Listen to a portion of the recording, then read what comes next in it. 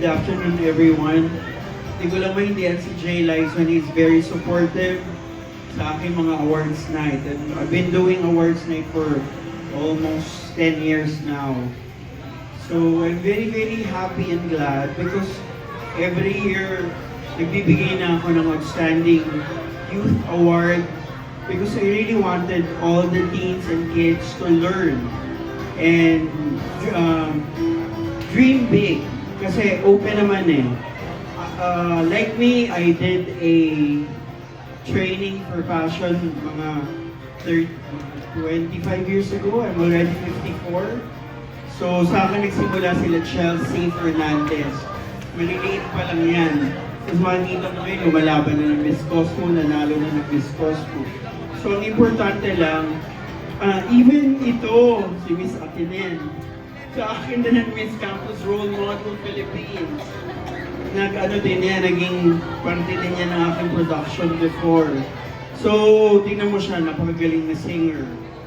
And then, what's very important is you strive hard and show to your parents and to the community na you're a good role model.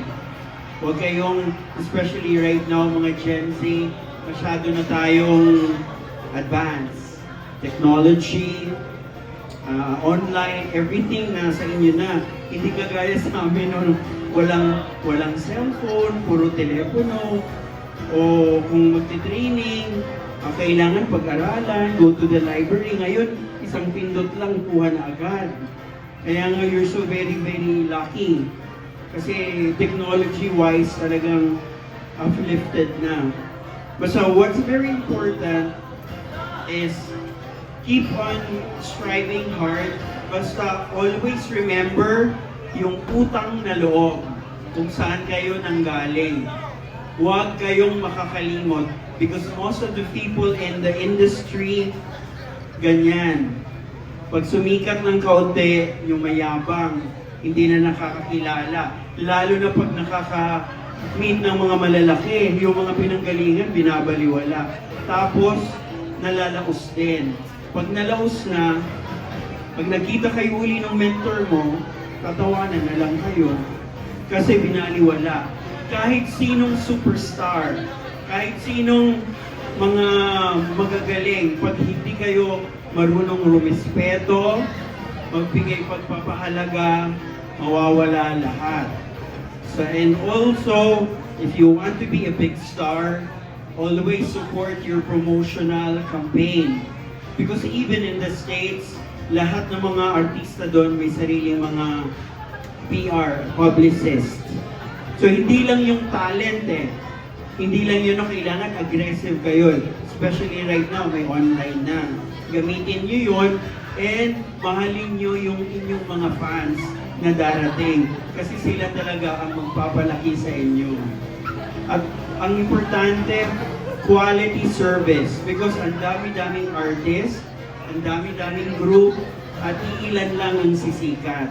At kung sikat ka na, dapat hindi kayo mayabang. Always feet on the ground because nalalaos talaga ang tao. Hindi sa lahat ng panahon nasa taas kayo.